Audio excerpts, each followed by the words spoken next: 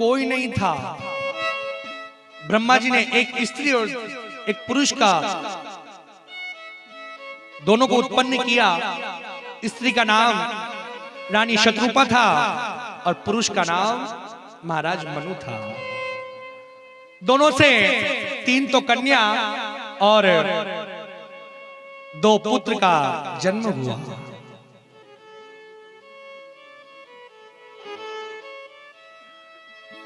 कन्याओं का नाम आकुति, देवहूति और प्रसूति तीनों था और पुत्रों का नाम प्रियव्रत और उत्तानपाद था। प्रिय यानी अच्छा और व्रत यानी प्रतिज्ञा। अच्छा एक बात बताइए,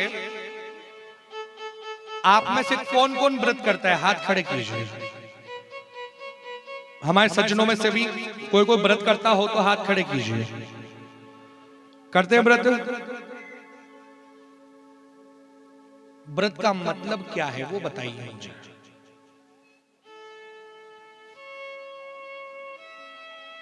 व्रत करना जानते हो?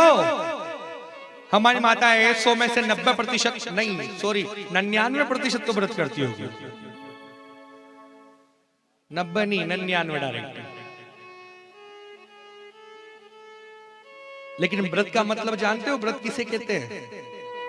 और सुबह फलार कर लियो, शाम को भोजन कर लियो, टाइम मिले तो 2 अगरबत्ती भगवान को चिपका दी, नहीं मिले तो जय राम जी की। यही व्रत है? क्या इसी को व्रत कहते हैं हम सब?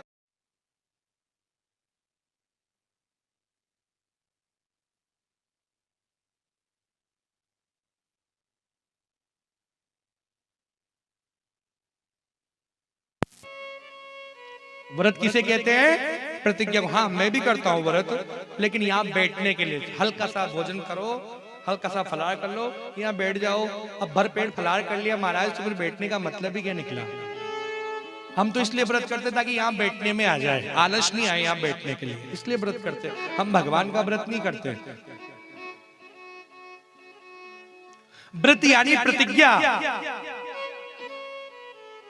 जिस दिन आपका व्रत रहे, मान लीजिए आपने मंगलवार का किया, सोमवार का किया, रविवार का किया, जिसका भी व्रत किया हो, अपने आप से पूछिए कि मेरे अंदर ऐसी कौन सी बुराई है। अपने मन के अंदर खोलकर देखिए खुद को, मेरे अंदर ऐसी कौन सी बुराई है। जो भी बुराई आपको दिखे ना, उसी दिन उस बुराई को त्याग दीजिए। मंगलवार का व्रत है, मंगलवार के दिन उस बुराई को त्याग दीजिए कि आज के बाद मैं इस बुराई को अपनी जिंदगी में दोबारा नहीं लाऊंगा या नहीं लाऊंगी। इसी का नाम व्रत है। जब भी मंगलवार आता है उस बुराई को याद कर लिया करो कि वो मेरी जिंदगी में नहीं आता है, उसे मुझे अपनी जिंदगी में नहीं लाना है, उस चीज को याद कर लिया करो। ये हो गया व्रत। खिचड़ी खाने से व्रत नहीं होता। और हाँ करना ही है ना तो उपवास करो, व्रत नहीं उपवास। उपवास कैसे करना है? आप 8 दिन में व्रत करते हो, मत करो। 15 दिन में करते हो, मत करो। 1 महीने में करते हो, मत करो। चाहे साल में एक ही व्रत करो, पर जैसा मैं कहता हूं वैसा व्रत करो। आज आपने सोच लिया कि मुझे 11 का व्रत है या फिर मंगलवार का व्रत है, तो उस दिन सब कुछ छोड़ दीजिए, काम काज सब कुछ छोड़ दीजिए। भगवान ने हमें 8 दिन दिए हैं, 8 दिन में से हमने किसी एक दिन भगवान के लिए चुन लिया, तो उस दिन ये दुनियादारी के काम छोड़ दो और परमात्मा की सेवा में लग जाओ।